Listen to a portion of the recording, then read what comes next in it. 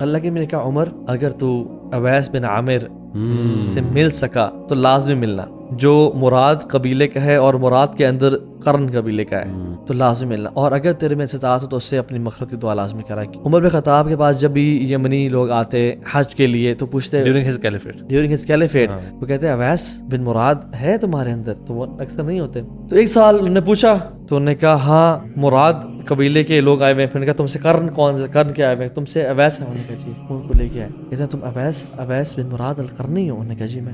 کہتے ہیں کہ تمہارے اسکن پہ نا برس یعنی لیپروسی کی ڈیزیز تھی اور تمہیں اللہ نے شفا دے دی اور وہ 1 دینار کے برابر رہ گئی ہے؟ انہوں نے کہا جی۔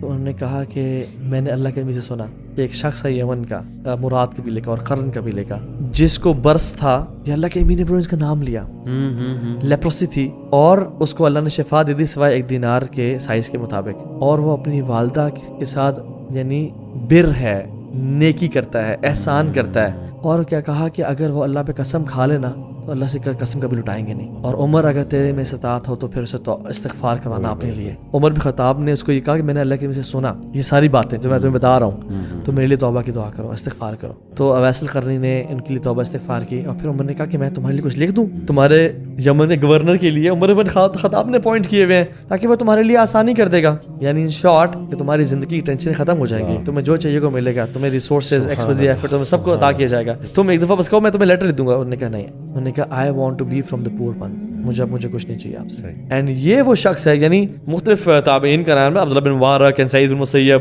لیکن علماء کہتے ہیں کہ اللہ کے نبی نے ان میں سے کسی کا نام نہیں لیا، جس کا نام لیا وہ اویس القرنی کا نام لیا، اور اس کی وجہ تابعین میں دا ٹاپ 1 وہ یہ ہے کہ ماں کے ساتھ اچھا اخلاق، ماں کے ساتھ بر۔